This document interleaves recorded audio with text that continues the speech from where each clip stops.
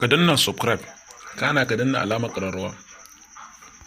Inna lillahi wa inna ilaihi raji'un. Inna lillahi wa inna ilaihi raji'un. Inna lillahi wa inna ilaihi raji'un.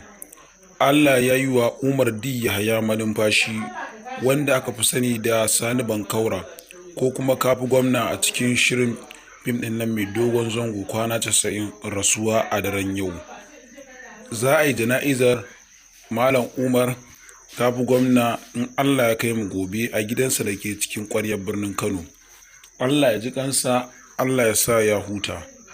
Kafi Gwamna ya sha fama da larura a 'yan kwanakin baya, wanda har shi da ya jawo aka cire shi daga fim ɗin kwana 90 sakamakon rashin lafiya da ke fama da ita.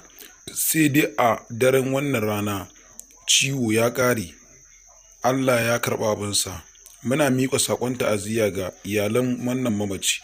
Allah ya ji kansa, Allah ya sa ya huta.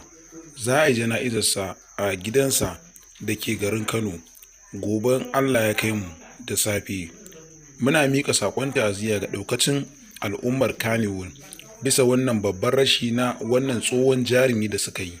Allah ya ji kansa, Allah ya sa ya huta, Allah ya sa ƙarshen wahalar kenan. Muna miƙa ta'aziyyarmu ga ɗaukacin al'ummar musulman duniya bisa ga wannan babban rashi da aka yi na wannan ɗan tahaliki. Allah ya ji kansa, Allah ya sa ya huta. Kafi Gwamna suna daga cikin tsofaffin jaruman Kannywood wanda su suka daga darajar Kannywood tun a wancan lokaci. Ya yi fina-finai daban-daban, wanda a fim ɗinsa da yi shine aka fi saninsa da Bankaura. Allah ya ji kansa, ya sa ya huta. Amin. Ga waɗanda ba su samu halartar jana'izar wannan bawan Allah ba, muna roƙon su da su yi masa addu'a duk inda suke, domin Allah ya gafarta masa, ya sa ya huta. Allah ya ba wa iyalansa haƙurin rashi. Allah ya sa can tafi masa. Allah ya sa aljanna makomarsa. Allah ya ji kan Malam Umar Kafi Gwamna.